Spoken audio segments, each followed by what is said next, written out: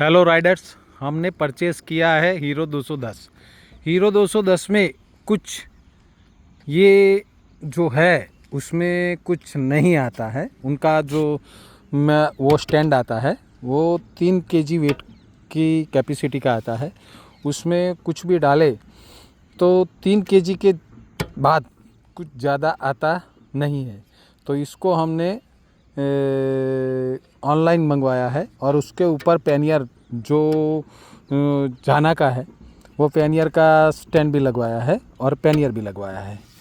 दूसरी बात, ये जाना का क्रैश गार्ड है, जो जाना का क्रैश गार्ड भी लगवाया है, जो दिखने में और हैवी है और इंजन का प्रोटेक्शन रहता है। रेडिएटर ये कॉपरेशन है उसका भी बढ़िया रहता है, उससे कोई दिक्कत रहता नहीं है। इसके जो जॉइंट है वो 1, 2 और 3, 3 और 1, 4 का जॉइंट आता है। दूसरी बात राइडर्स, ये जो टायर है वो टायर में मेरा एक बार पंचर हो गया था। उसमें बार बार पंचर होता रहता है।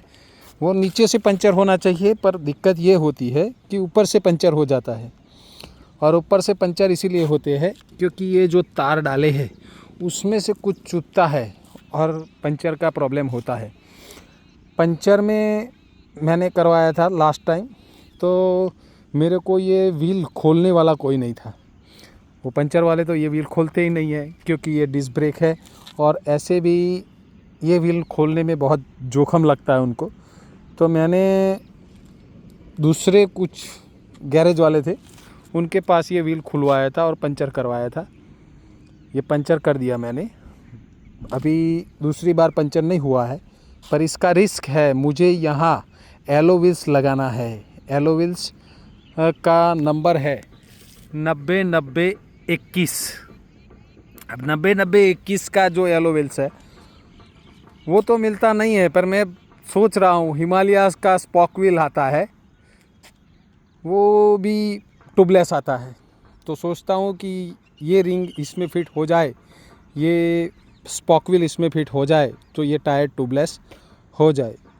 और देखते हैं उसका कैसा है, क्योंकि उसका जो ब्रेक रिंग है वो भी अलग है और उसको भी इंस्टॉलेशन करवाना पड़ता है।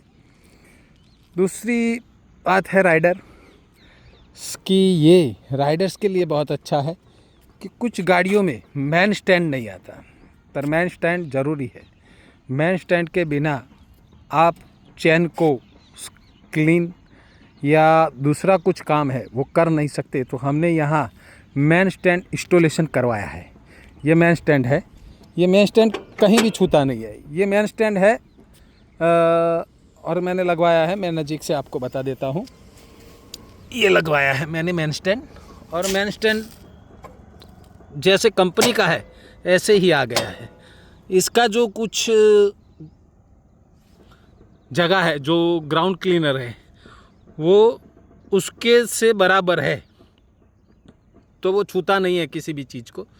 आप कहीं भी जाओ, ऑफ रोड पे जाओ तो भी ये स्टैंड कुछ भी तकलीफ़ करता नहीं है। तो इसको इंस्टॉलेशन करवाया है मैंने खुद से। और ये है मैन स्टैंड जो है वो पल्सर का है, और पल्सर का है। ऐसे भी मैन स्टैंड को कुछ होता नहीं है। 2 आदमी बाइक पे बैठते हैं तो भी मैन स्टैंड को कोई प्रॉब्लम होता नहीं है। इसकी मजबूताई और उसकी अच्छाई मैं आपको बताऊंगा बाद में। फिर मैंने पिछले टायर में जो है उसमें भी मेरे को वही पॉक व्हील जो ट्यूबलेस है वो लगाना है, या मैक व्हील मिल जाए तो मैक व्हील लगाना है, क्योंकि ऐसे चला नहीं सकता। मैंने ये बाइक राइड करने के या टूर पे, लंबे टूर पे जाने के लिए पसंद नहीं किया था, क्योंकि ये दिखता है एडवेंचर बाइक, पर ये बाइक तो है 210 सीसी का। और 210 सीसी का बाइक लेके आप किसी जगह पे राइड हो जाओ, और उसमें भी हीरो में थोड़ी बहुत दिक्कत रहती है। दिक्कत ये रहती है कि इसका जो इंजन बोलो या कुछ भी बोलो तो इस पे भारी नहीं कर सकते। ये कंपनी ने बनाया है हीरो एक्सप्रेस 210 बढ़िया, उसका लुक भी अच्छा है, उसका एवरेज भी अच्छा है, 35, 36, 38 का एवरेज दे देती है, इससे ज़्यादा एवरेज देती नहीं है। और ये गाड़ी लॉन्ग रूट पे नहीं ले जा सकती, नहीं ले जा सकते मतलब ये कुछ नेचुरल जो बाइक्स है, स्प्लेंडर है, मानो दूसरा कुछ बाइक है जो बाज़ार में घूमती है, इसी तरह से ये बाइक है, इसमें कुछ नया नहीं है। बात करूँ कंफर्ट की तो कंफर्ट में बहुत अच्छा है, पर शुरुआत में कंफर्ट में अच्छा लगता है। नया नया बाइक आपने लिया तो कंफर्ट में अच्छा लगता है, पर जब चलाने लगोगे तो इतना ज़्यादा कंफर्ट लगेगा नहीं, रोज़ चलाओगे, क्योंकि जो भी रिव्यू है वो 2 महीने के बाद होता है। मैंने ये बाइक परचेज़ किया था 10वें महीने में, यानी कि अक्टूबर महीने में मैंने ये बाइक परचेज़ किया था और उस टाइम नया नया आया था। ये बाइक मैंने लिया है 8 तारीख को और अभी देखो यहाँ लॉन्च तारीख, मैन्युफैक्चर तारीख बता रहा है वही तारीख के 10-15 दिन में ये मॉडल मैंने ले लिया था मैन्युफैक्चर के बाद। अभी तक कोई दिक्कत नहीं आई है, पर हाँ दिक्कत आ सकती है, क्योंकि इसमें जो परफेक्ट है वो कुछ भी नहीं, सब करवाना पड़ता है, सब समझना पड़ता है, सब सोचना पड़ता है, क्योंकि यहाँ के जो सेंसर दिए हैं वो बहुत नाजुक है। ये जो इंजन दिया है वो बढ़िया है, उसका परफॉर्मेंस बढ़िया है, पर इसका जो साइलेंसर है इधर से पानी निकलता है। ये जब स्टार्ट करते हैं तो इधर से पानी निकलता है, और पानी इसीलिए निकलता है, कोई भी इंजन चालू करो तो पानी तो निकलता ही है। तो मतलब कि आप किसी तालाब या किसी जगह पे जाओगे तो यहाँ से पानी घुसने वाला भी है, जहाँ से निकलता है वहाँ से घुसने वाला भी है कि नहीं। तो फिर ये देखो, ये जंपर है, उसमें ये लॉक हो जाता है मेन स्टैंड। मेन स्टैंड में आपको बताऊंगा कि कैसा है और कैसे मैंने लगवाया है।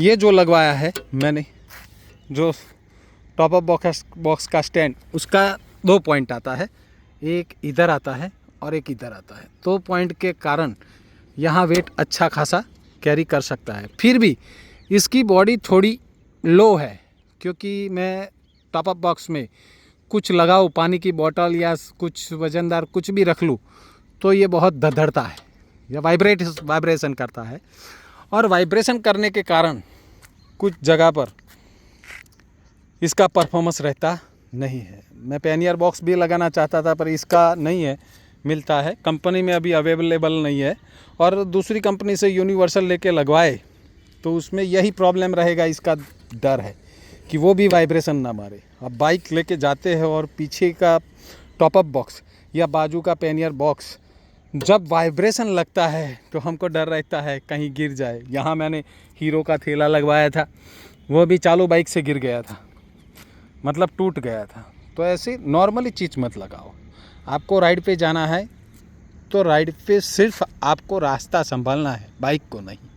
जो लोग बाइक को संभालते हैं वो अच्छी राइड कर सकते नहीं है। इसीलिए आपको बाइक को नहीं संभालना पड़े, इसीलिए कुछ ऐसी चीज़ें मत लगाइए जिसको बार बार देखना पड़े, मुड़ के देखना पड़े कि भाई ये क्यों वाइब्रेट मार रहा है, खुलेगा कि नहीं खुलेगा। ऐसा कोई दिक्कत नहीं होना चाहिए। अब मैंने बारिश के सीज़न में जब बाइक लिया था तो यहाँ क्या किया था, मैंने ये लगाया था मोबाइल होल्डर इसीलिए लगाया था क्योंकि ये वाटरप्रूफ है, इसमें मोबाइल रखते हैं, चार्जिंग करते हैं तो बढ़िया रहता है।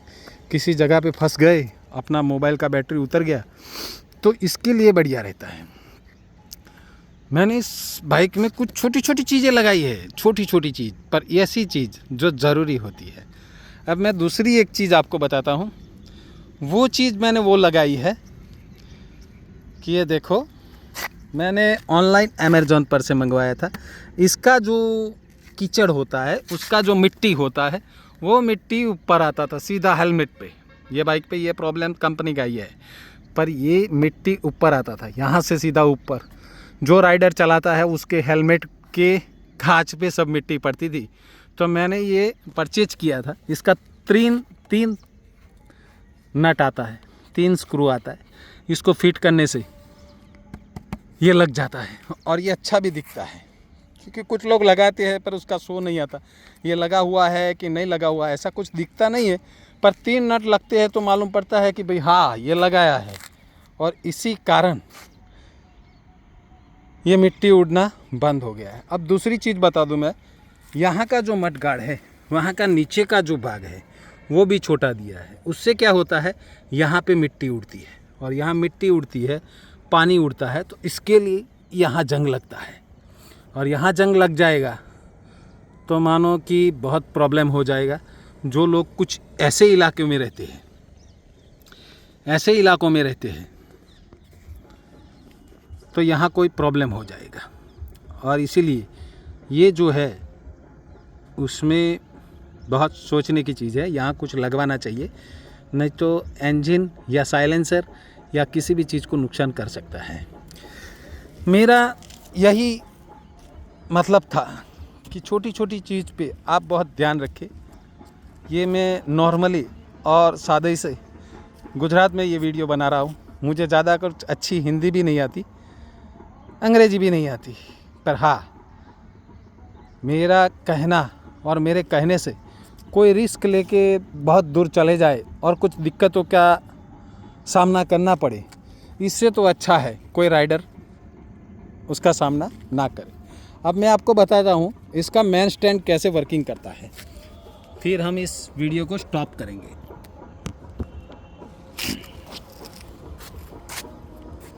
ये मेन स्टैंड है, इसको ऐसे लगाया जाता है, और ये मेन स्टैंड आ गया। अब ये मेन स्टैंड का आपको बात करूं, ये मेन स्टैंड मैंने लगा दिया, ये साइड स्टैंड है, साइड स्टैंड को ऊपर कर दिया। ये साइड स्टैंड भी अच्छा है, मेन स्टैंड लगता है तो इसके ऊपर आ जाता है, तो वो वाले स्टैंड पे आवाज़ नहीं आता।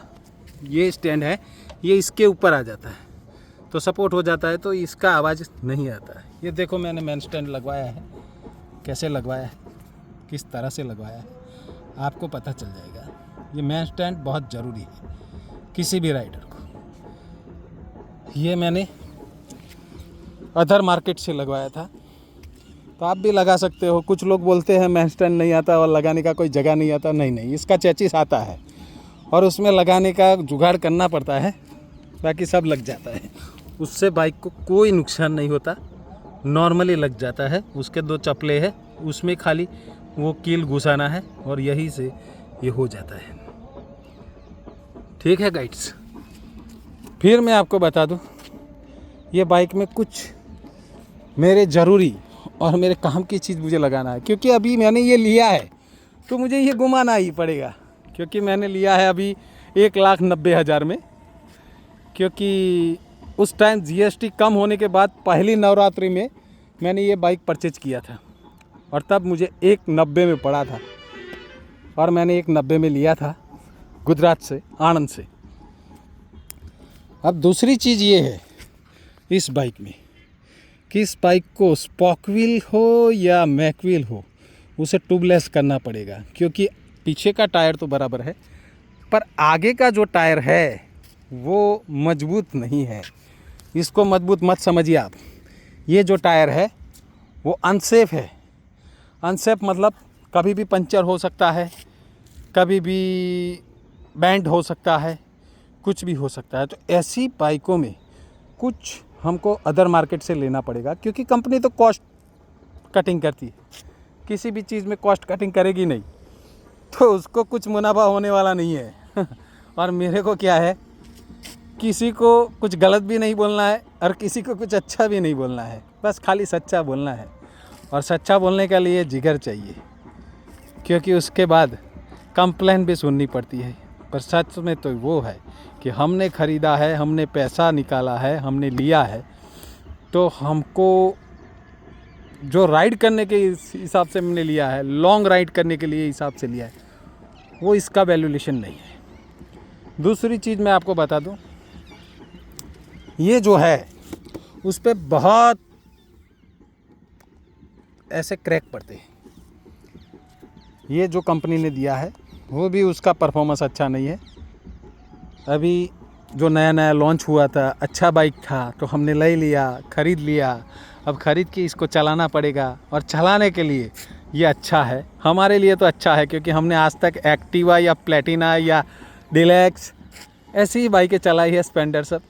मैंने जीवन में फर्स्ट टाइम मैं हिमालय 450 लेने गया था रॉयल एनफील्ड का, पर उसका वेट के कारण हमने सोचा कि चलो भाई ये ड्रॉप करते हैं, और उसका एवरेज नहीं था, तो मैंने बोला चलो इसका 32, 35, 25 एवरेज है और 25 एवरेज ले ली है। इससे तो अच्छा ये है जो ऑन रोड पे इससे 38 का एवरेज देती है, और सिटी में आप लोड करते हो तो भी 30-32 का एवरेज दे देती है, तो बढ़िया है, इसमें कोई दिक्कत नहीं है। दूसरी बात, इसका जो मीटर है वो मीटर में प्रॉब्लम है। ये मीटर मैं आपको बताऊं, जो डिस्प्ले मीटर है उसमें लोचा है, सब गलत ही बताता है। पेट्रोल है तो 0 बताता है, नहीं है तो फुल बताता है। इसमें ब्लूटूथ कुछ कनेक्टिविटी नहीं होता है, मैंने बार बार किया है और कंपनी में भी बोला है, पर हीरो है भाई, हीरो का कुछ सर्विस नहीं है। 100 बार फ़ोन करो तो एक बार उठा लेते हैं, और सुनते तो सुनते हैं, नहीं तो उसको बेचने से काम है। बाकी आप ले लेने के बाद आप चीट हो या कुछ भी हो, आप जाने, हमको क्या। तो ये मीटर है वो बराबर काम नहीं कर रहा है, इसका जो है वो गलत बता रहा है। यहाँ 37 का एवरेज दे रहा है, पर 37 नहीं, ये लोकल में 30-32 का ही बता रहा है। क्योंकि मैं टंकी फुल कराता हूँ और कम होता है, तो मैंने इसका एवरेज निकाला है। इसका 40 के ऊपर कभी गया नहीं और नहीं जाएगा। आपको जो बात मिल रही है, आपको जो लोग बता रहे हैं, वो गलत बात है। मैं यहाँ से वीडियो आपको स्टॉप करता हूँ।